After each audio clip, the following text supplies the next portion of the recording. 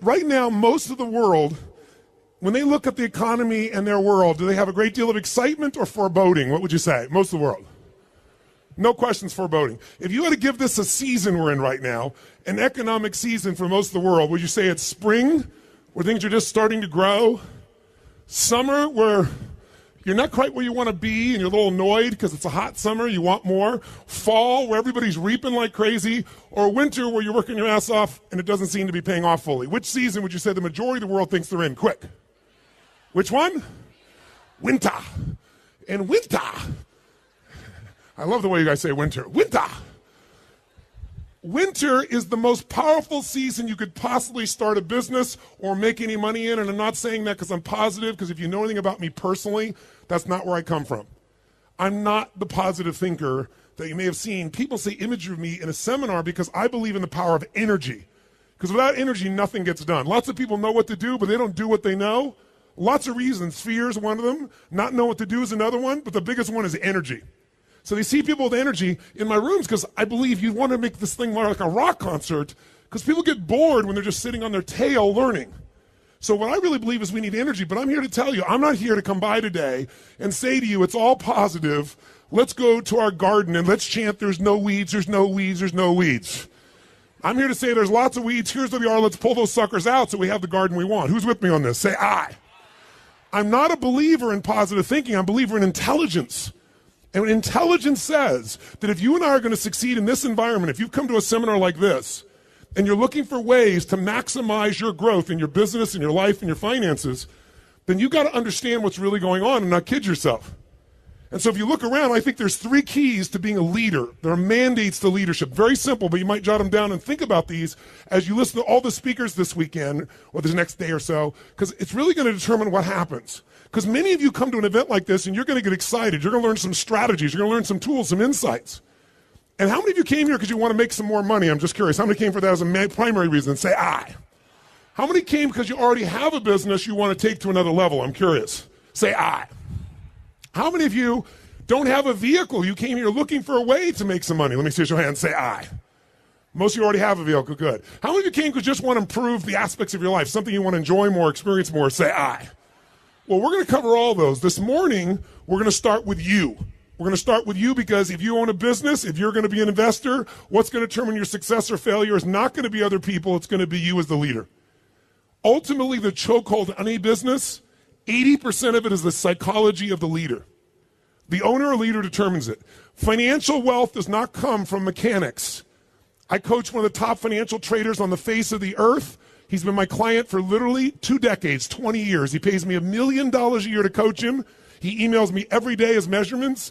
I see him only 3-4 times a year for an hour.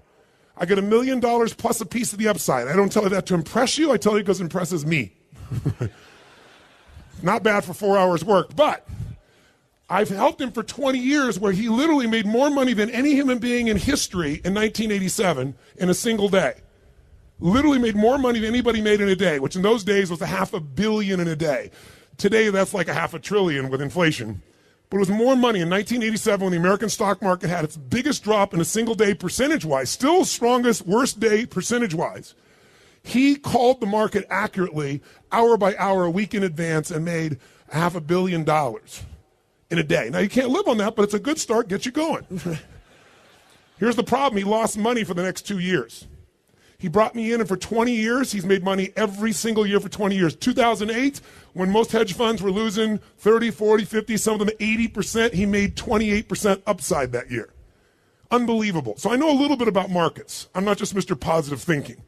I've been studying everything about him. George Soros, who made $1 billion in a day, who outdid my friend later on in the UK on their Black Day, he turned that around as well. So I'm here to tell you, I know there are elements you can take advantage of. And the people that know winter is the best season are the people that take advantage, not because they're positive, because they're smart. But in order for you to do that, you need 3 things. First, you got to see things as they are, but not worse than it is. Are you with me on this? Because when you talk to the most Aussies today, let me just explain something to you. Most Aussies today have a little bit of nervousness about the economy. Raise your hand if you can relate to that, to your friends, have a little bit of nervousness, not quite thrilled with the economy. Raise your hand if that relates. Let me just get a sense. How many know Aussies think it's the best economy it could ever be? Okay, 3 people on drugs. Good, very good. Here's the truth.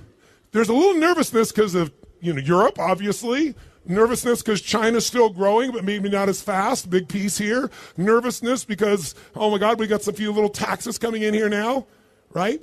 Carbon tax. But interest rates are down 2% in just, the last 6, 8, 10, 12 months. Pretty nice. But there's this nervousness. Here's what you got to know. If you're freaking nervous here, you better not leave Australia. Because there are 7 billion people on the planet, and they all freaking wish they lived in Australia. You're in the best position of any country in the world. That's not to say there aren't challenges. Your real estate market here is definitely inflated to a mass level, and you haven't had a big correction. There are things that are going to occur here. But you got to see it as it is, but not worse than it is, or you're not going to act out of fear. How many follow what I'm talking about here? Say I. And why do most people make it worse than it is? You tell me. Why do most people make it worse than say, oh, you can't even believe? Why even try? The whole economy is just going to tank anyway. Why do people come up with this stuff? Because they're so afraid to what? What's the word no one likes to say? Let's hear it. They're so afraid to fail. So they look for a story to cover them. It's like somebody says to me, I can't lose weight because I'm big boned. No, you're freaking fat. Let's just tell the truth here. Right? Is it true? You're fat. I mean, I'm not making a judgment. You're fat. I was big boned. That was my story. I was 38 pounds heavier than I am now, and my story was I'm big boned. I'm still big boned, and I'm 38 pounds lighter. We come up with a story because we're afraid to fail. What you have to do is see it as it is, not fake yourself and say everything's positive, everything's wonderful. You'll get killed doing that in business. You got to be smart. You got to see it as it is, but not worse than it is so you don't take advantage. Does this make sense? Yes or no? Second key is really simple. You got to see it better than it is or you won't do anything. That's the second key. You got to see it better than it is. That's what a leader brings to the table. So bottom line is, you got to see it better than it is. If you saw a guy like Ted Turner, multi-billionaire, amazing influence, created CNN. Think about this. When he first came up with the idea of 24-hour news, what do you think most people thought of that idea? First of all, they said there isn't that much news.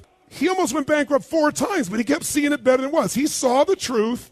He saw the challenges. He didn't make it worse than it is, so he didn't panic. He saw it better, so there was something to move towards that he could make happen. What does it say? Without a vision, people what? Perish. If you don't have a compelling view of the future, you're in trouble, and here's the challenge. Most of the world right now is in this place. In America, it's the highest it's ever been. 63% of Americans now believe the best days are behind them. They believe specifically that the future for themselves and their kids will be far less than it is today. That's 72%, by the way, of Germans. 81% of French people believe that. Now, Aussies are in a great place, so one thing you got to do is celebrate where the hell you live. Give a little hand for living in Australia, ladies and gentlemen. Come on now. So, if you're going to be smart, you got to go, we got a young group of economy. We've got a young generation coming up. We certainly have some ties to some amazing resources that are natural resources for us. And yes, the spending is not as high, and yes, there's going to be a correction. But guess what? Some people's winter is devastating. Other people's winter is mild. So far, yours is mild. I'm not saying it won't get worse. But here's what I can tell you. If you see it as is and you see it better than it is, you'll know something.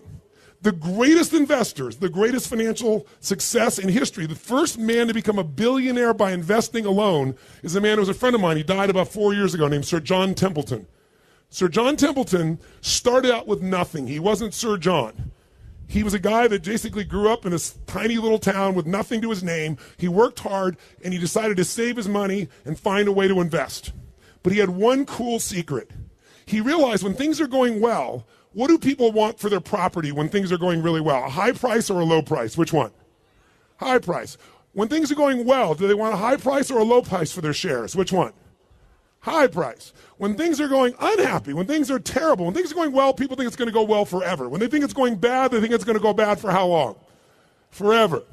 When things are going really poor, what does that guy want for his shares or his home? A high price or whatever he can get? Which one? Whatever he can get. So his mindset was really simple. I'm going to make all my money, write this down, during times of maximum pessimism. I'll make all my money during times of maximum pessimism. If you can, when everybody else is freaking out, seeing it worse than it is, you can see how it really is, not kid yourself, not just be positive, but see it better than it is and see where the advantage is.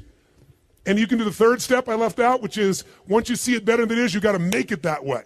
You got to come up with a strategy and action plan to make it that way. If you can do those three things, you can take advantage. And he did it. I'll tell you how he did it. When Hitler invaded Europe, when he actually invaded Poland, this guy took $10,000, $5,000 he saved and $5,000 he borrowed, which back in those days was a huge sum of money. And he went out and bought every stock he could get his hands on that was under $2 on the New York Stock Exchange, including companies that many people thought would go bankrupt. He just bought them across the board. $10,000. Now, by the way, that was one of the worst winter moments of maximum pessimism because everybody went, oh my God, Hitler's now storming Europe. We tried to appease him. It's not working. He's going to take, and countries are dropping. Everybody thinks the bad things are going to go on forever. Here's what we all know about seasons. Winter does not last forever, does it? What always follows winter, my friends? What? Springtime. A new opportunity is always there. But when you're in winter, you think it's forever. And so everybody's freaking out, so share prices went through the floor. So what he got for $10,000 was worth its weight in gold. And by the way, 5 years later when the war was over, what happened to shares of stocks? What happened as the company started to rebuild? Exploded back up. That $10,000 investment made him a billionaire over the course of 2 decades. He didn't stop there. Where would be the worst place to think of investing after World War II, would you think? Where was the country most destroyed? Even more than Germany. Which country? Japan. It had radioactive places. Guess how much they want for land that's radioactive? Literally, he bought things for pennies on the dollar. And if you remember, in the late 80s, who was the country that was dominating the economies around the world? It was Japan. And guess what he did? Sold it all right there at the peak when everybody there thought it was going so great. He always made money in terms of times of maximum pessimism. So what I'm here to say to you today is this. This morning, I want to work with you as a leader. I want to give you some strategies and tools that you can use to immediately shift your psychology, because that's going to be 80% of your wealth building. 20% is going to be mechanics of how to do it.